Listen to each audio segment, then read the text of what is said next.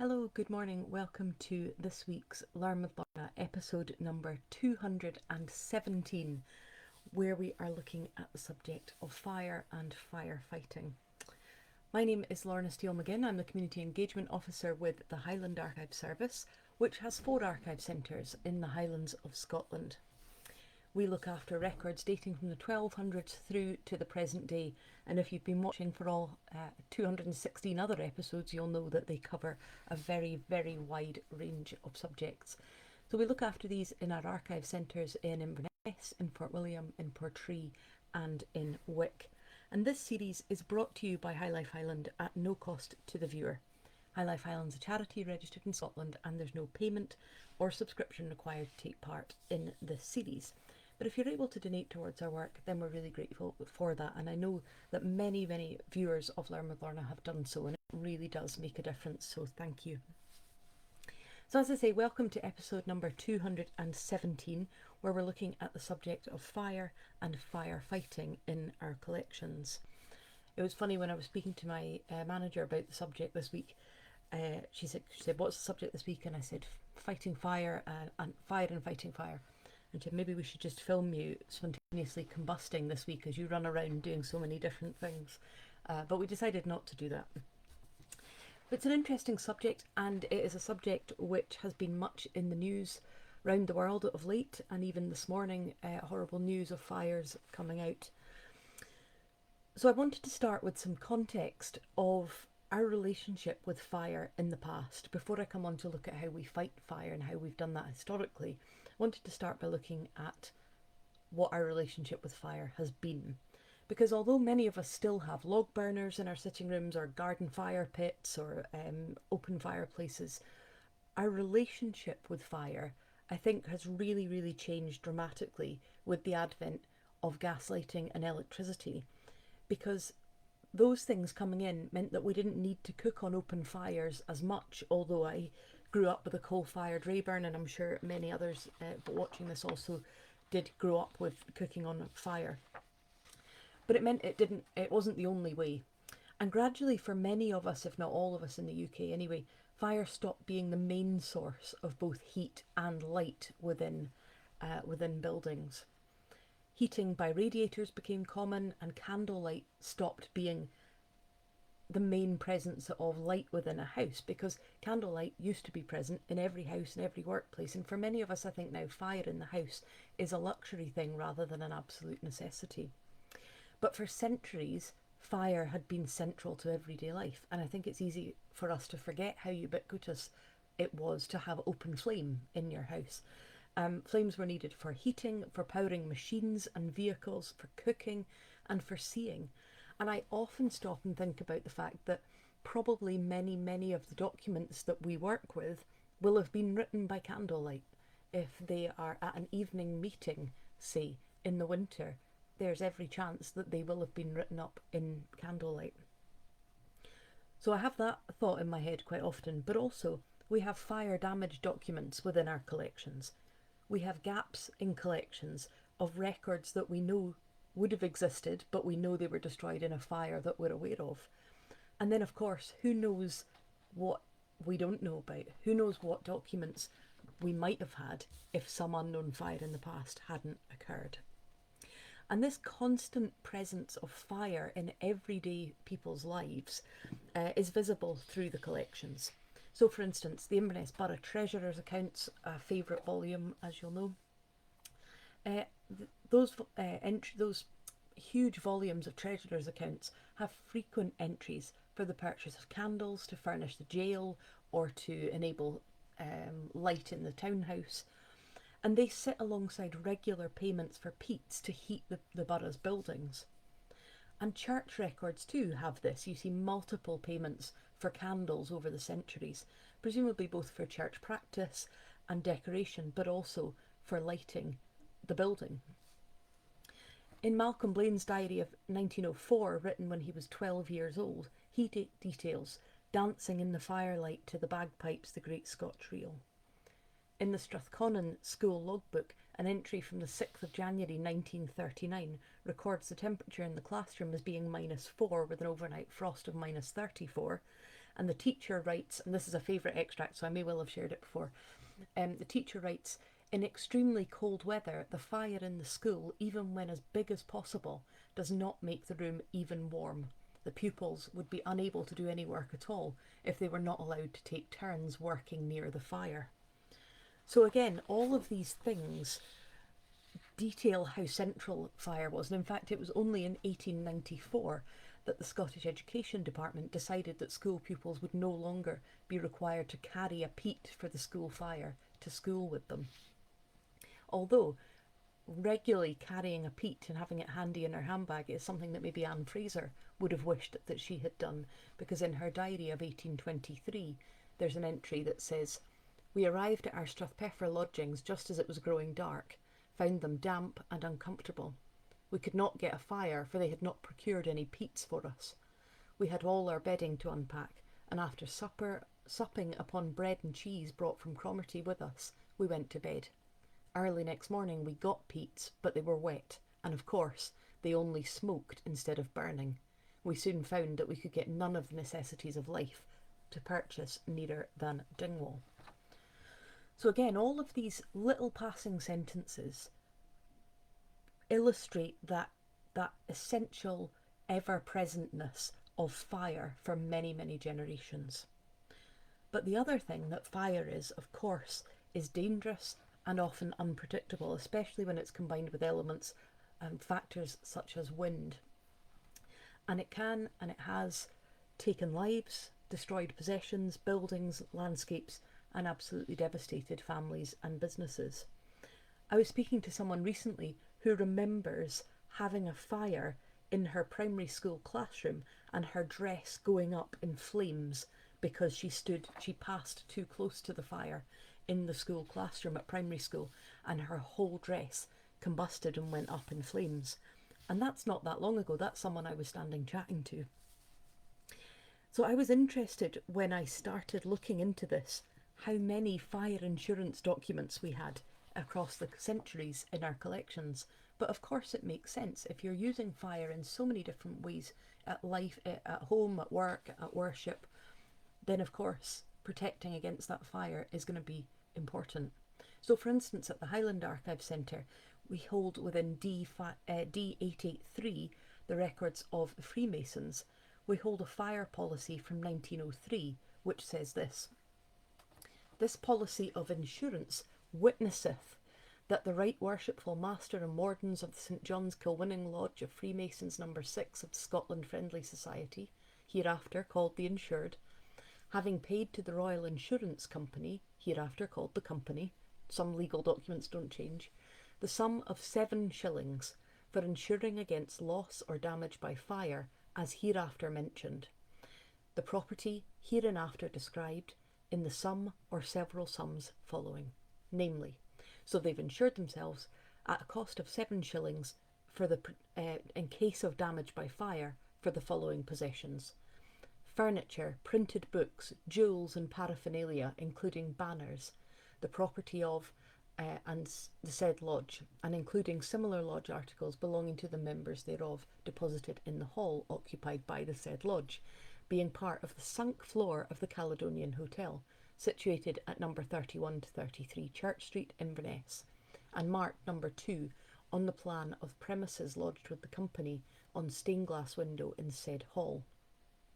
It goes on to detail the fact that the building is brick or stone built and has slate, metal and glass roofs and fireproof doors. But it's just interesting that they've paid 7 shillings there, and they, as we do still when we take out an insurance policy, we're listing what matters. So the banners of the lodge, the jewels, paraphernalia and books, they were insured incidentally to the value of £250 in 1903. And what about when the worst happens? We have some documents in our collections that date that, including a really early one from the Munro Fells collection that talks about a fire and the devastation and loss caused by that. We hold in the Highland Archive Centre in Inverness a very fragile letter from 1816 written in Jamaica, which records a devastating storm of a degree never before known, which excavated new watercourses, unrooted trees of an immense size and caused the destruction of many plantations. So there's been the storm, but it goes on to say, last year the town of Port Royal was almost destroyed by fire. And the writer, James McMishie, concludes in this letter, may these awful warnings teach us to place our sole dependence on him alone, who is the supreme disposer of all events, who punisheth the wicked and recompenses the righteous. So a very, very clear link there between the devastating events, whether that's fire or flood or storm, and the wrath of God. And that's common that we see throughout history, throughout cultures, this link between trying to understand why something's happened and is it connected to a relationship with a higher being. And fires usually start accidentally, and we hold records that detail the devastation that an outbreak of fire can cause. So for instance, this document held in our Lochaber Archive Centre is from the Cameron of Lochiel papers, and it records what happened when a fire broke out in 1942 on the Lochiel estates.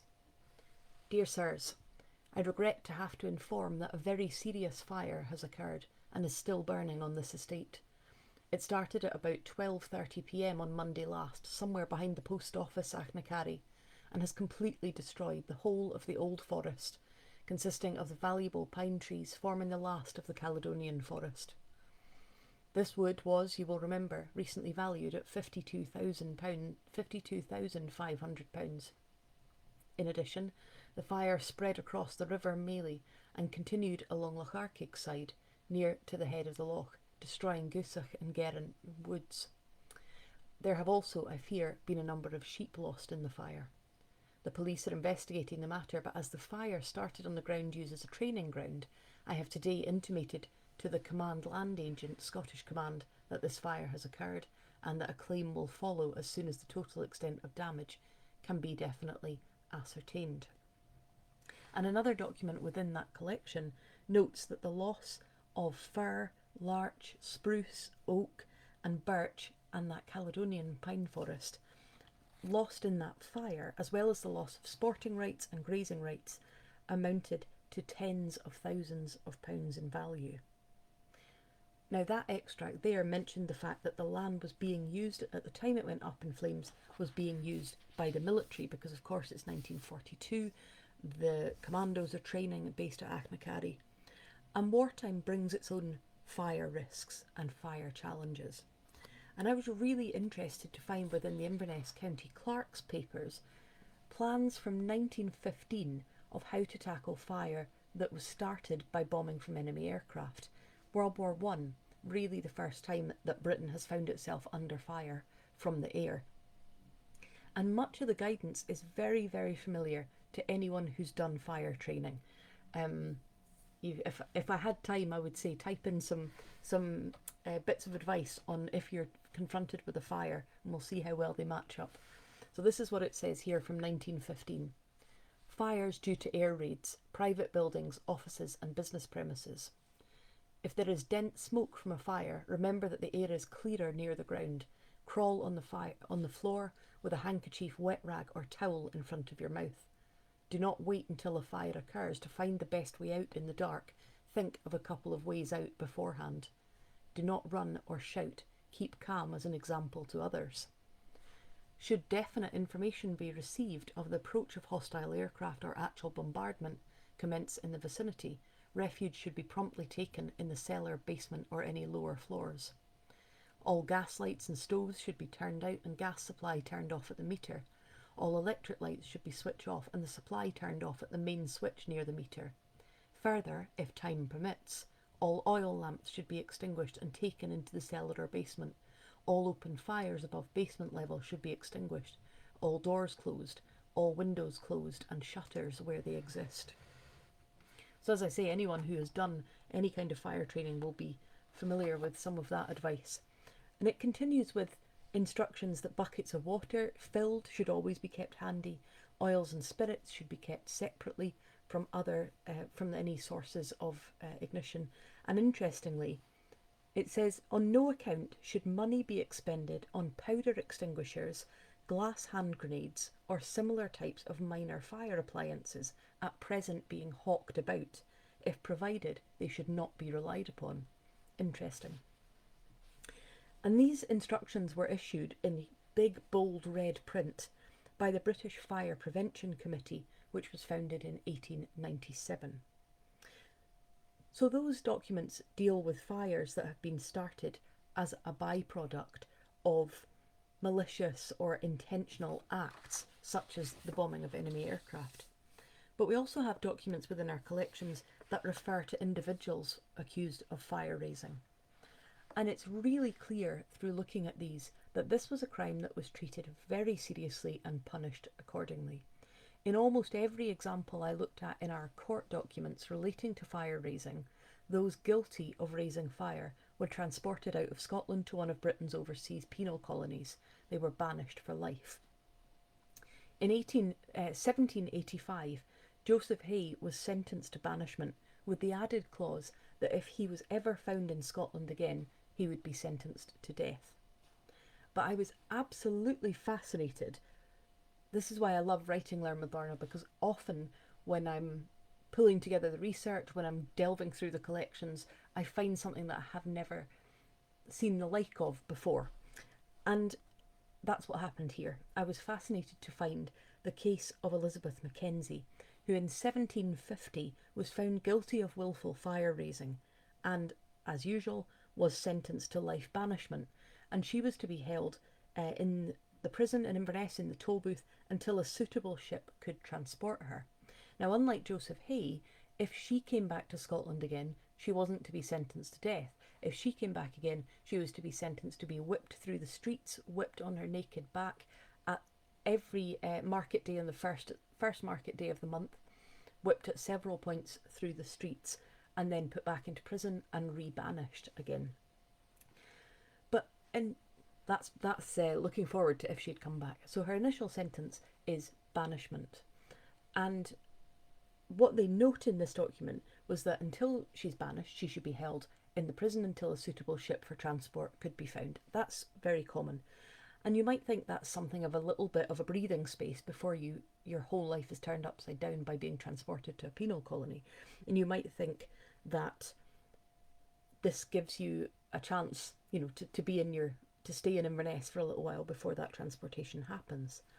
But I then found a subsequent petition written on behalf of Elizabeth Mackenzie, which says this, that unlike I had thought that maybe at least you get to stay in Inverness in Scotland for the foreseeable future until your ship comes to transport you, what she says is this: your petitioner has hitherto remained in prison in terms of the said warrant in a most melancholy manner, without being alimented or supported by an unnatural husband. So her husband has not stepped in to give her any kind of support. And she also hasn't been receiving the common allowance given to criminals in your petitioner's case. So she'd been given nothing either by the system or by her family. And now she has been brought under the necessity of disposing of the greater part of her body clothes to prevent her starving in prison, and yet has the dismal prospect of dying of famine without your lordship's interposition. Your petitioner does not trouble your lordships with any intent or expectation of mitigating the said sentence. So she's saying, I know the sentence stands, but solely to represent to your lordships that the town of Inverness is not a place of trade or commerce to any part of His Majesty's plantations, so that it is more than probable that the said sentence will ever be fulfilled. So she's saying, I can't see when a ship is going to come to transport me, and I'm going to be left in this state of near famine and desperation, having sold many of my clothes to try and survive. So she says, I can't see any occasion that will offer by sea from the said borough during all the days of your petitioner's life, and therefore it is so that your petitioner most humbly prays to your lordships that they would ordain your petitioner to be transported from this shire to shire until she arrives at such a port town as your lordships shall appoint, in order to be transported to one or other of the said plantations. So she's actually asking for the banishment to happen as soon as possible. Please move me to a port town so that I can be banished and I won't be stuck in this prison with no food and no clothes and no hope. I've never seen that before in another document. What I found really moving about it was it's written and signed by a notary public, a legal official, John Scott, who says at the bottom that it was written at the desire of Elizabeth Mackenzie, who cannot write, but who empowered me to do so and who touched my pen for that effect. So she can't write, and again, that's relatively standard. That's what I would expect at the time. But she's empowered him to write this document on her behalf, asking to be banished, and she has touched his pen as an authorisation of the fact that although she can't write, she's had agency in that, which I found quite moving. So the punishment was harsh. Fire is catastrophic, and wilful kindling of it is dangerous and is severely punished. Although I did find an example of two lads, Hugh Forbes and John Mackay, who kindled a fire in 1808, which, and it says, communicated with and consumed some birchwood on the farm of Blablany.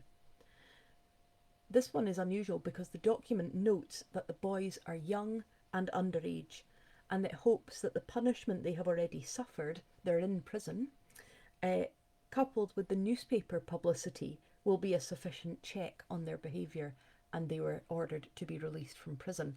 What I don't know is how long they'd been held in prison for and what they mean by young and underage.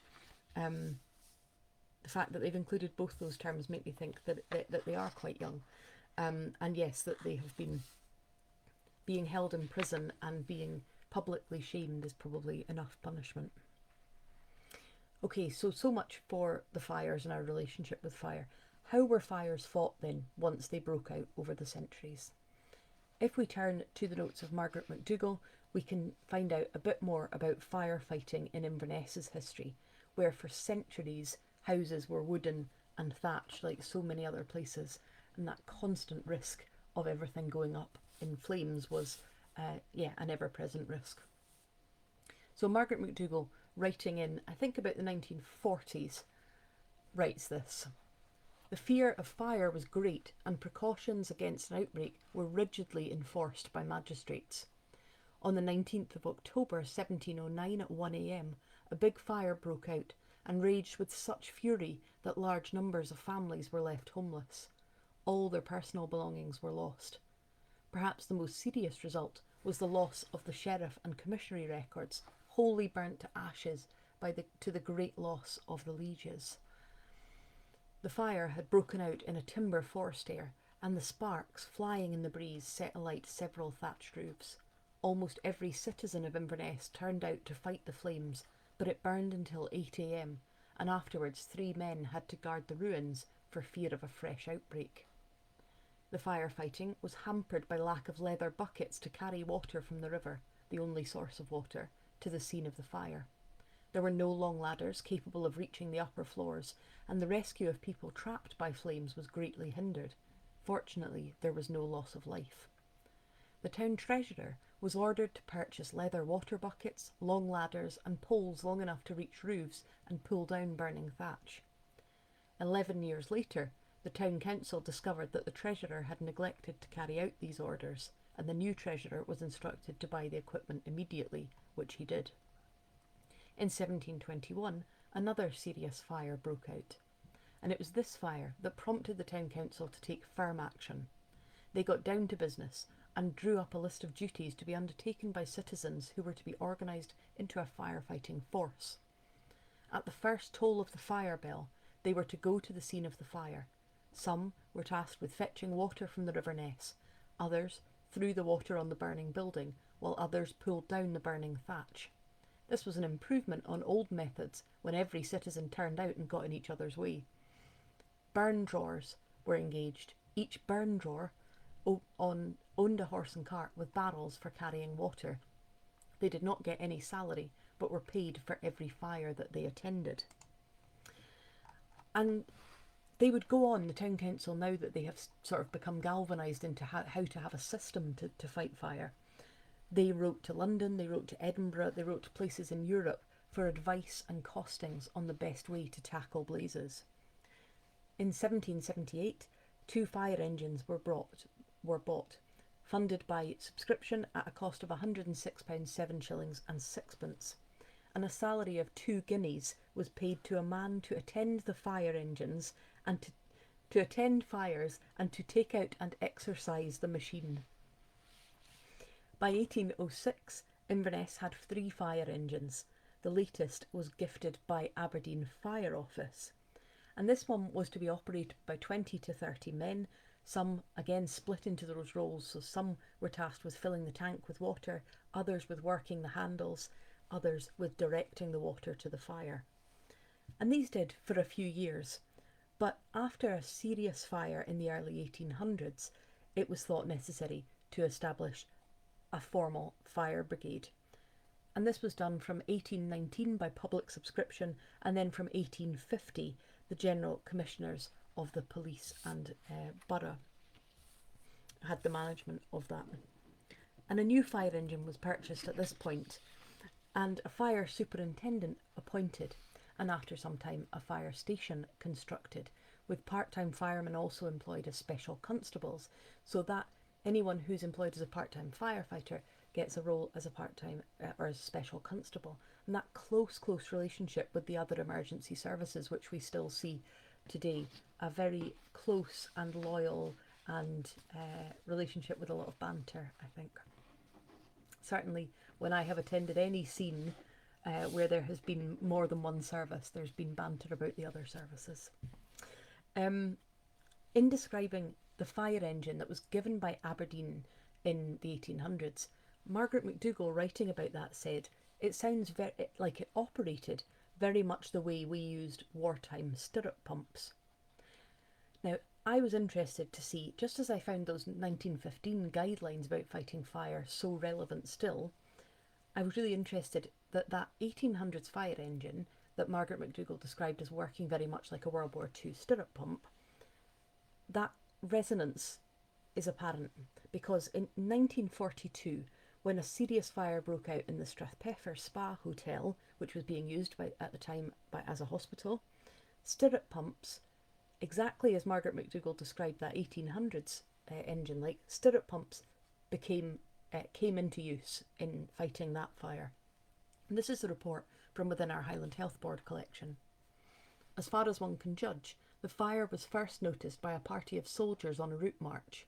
The sergeant in charge instantly realised the seriousness of the situation and ordered his men to the hospital to render what assistance they could give, while he himself rushed back to Strathpeffer and gave the alarm, which resulted in the mobilisation of large numbers of service personnel. I think it's right to say that, but for the presence of mind of this sergeant, our losses and furnishings would have been very much greater. In the hospital itself, the fire was noticed simultaneously by the gardener, Mr. Peter Smith, from the outside, and by the resident medical officer from the inside at approximately 1:35 to 1:40 p.m. The former seeing smoke issuing from under the roof, and the latter seeing flames from the wooden trellis work under the cupola in the central hall. The gardener tackled the fire with a stirrup pump, and was assisted by 2 nurses delegated by matron for the purpose, and soon also by the party of soldiers who had noticed the fire from outside. These men had run in full kit for over 1/4 of a mile, and although much exhausted when they arrived, began immediately to help tackling the fire and in removing property. By this time, all patients had been removed from the block by nurses.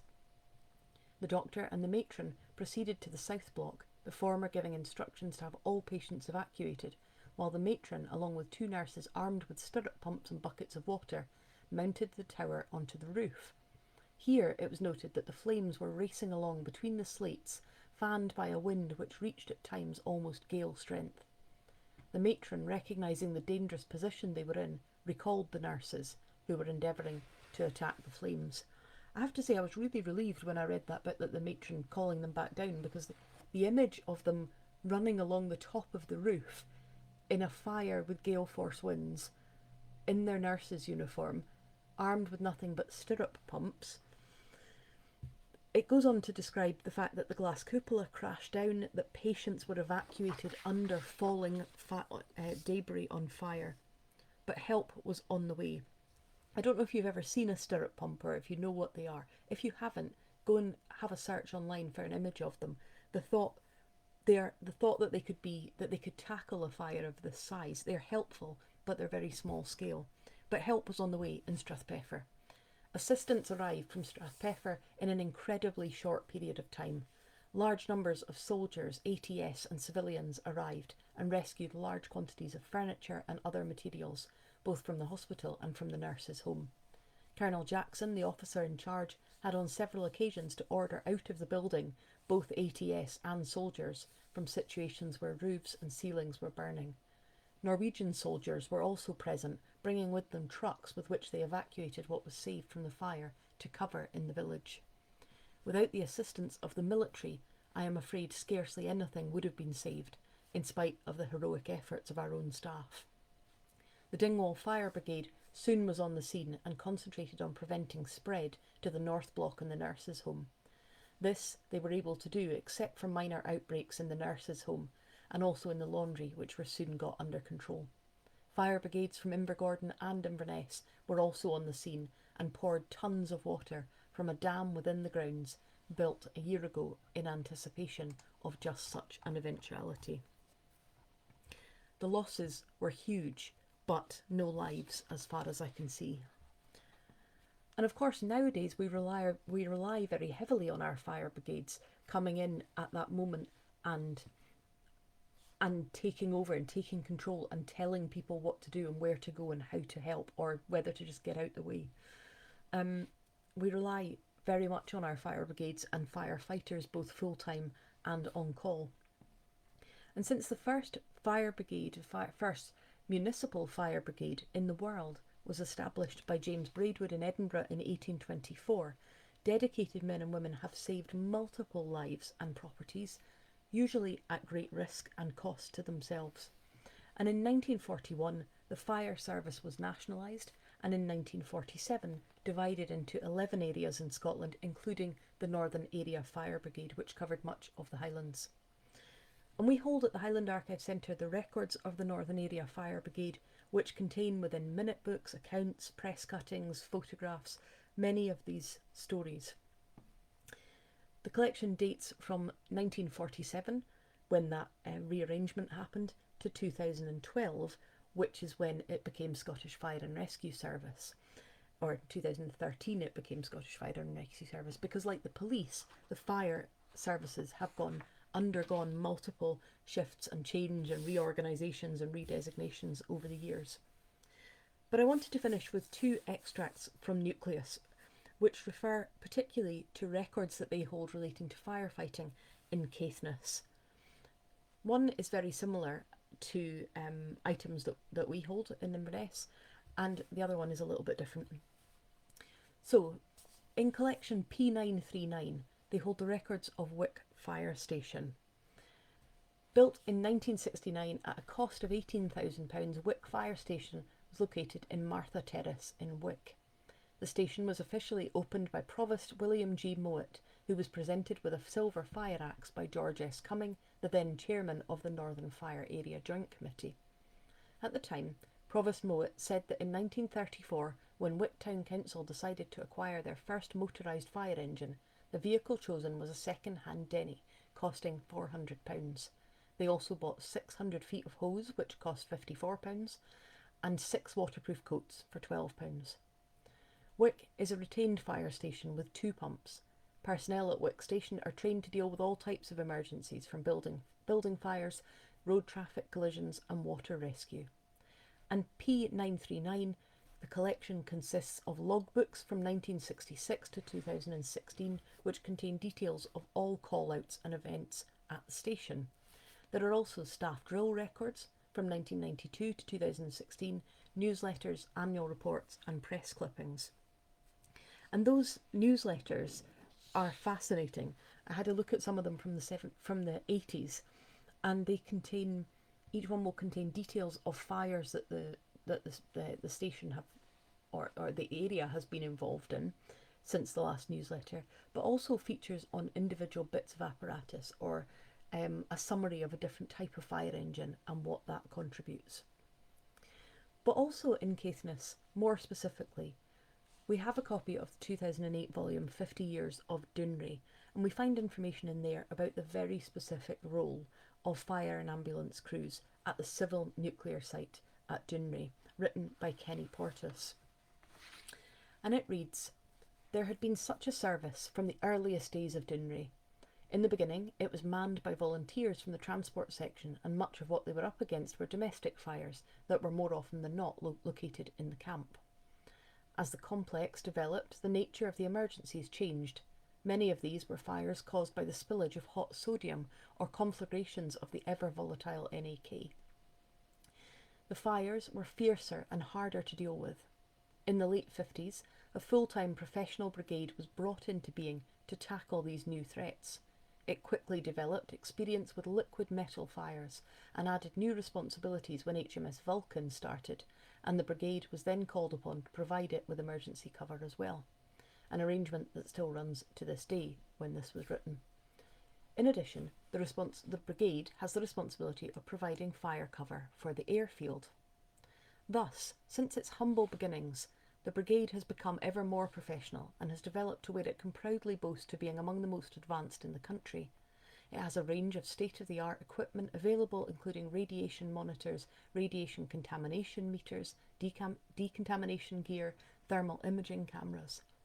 Indeed, some of this technology has been instrumental in developing and pioneering itself, like the new protective suits that our firefighters wear, and the graphics powder extinguishers that they use on liquid metal fires.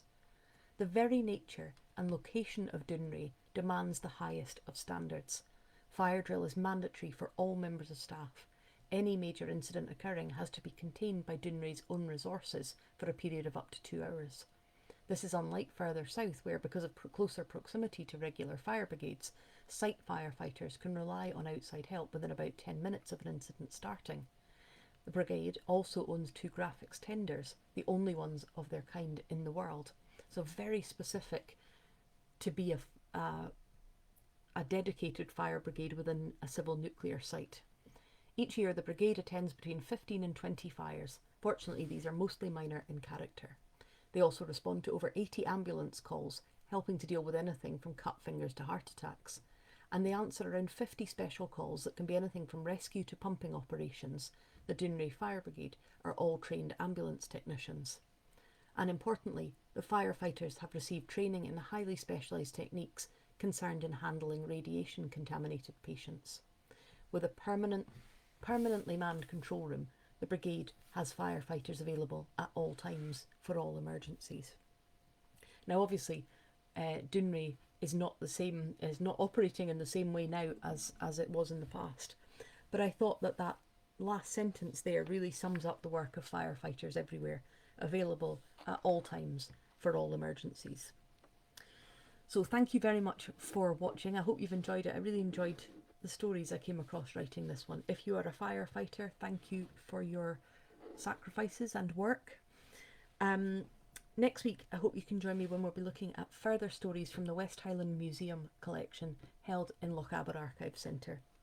But in the meantime, a reminder that this series is brought to you by High Life Highland at no cost to the viewer.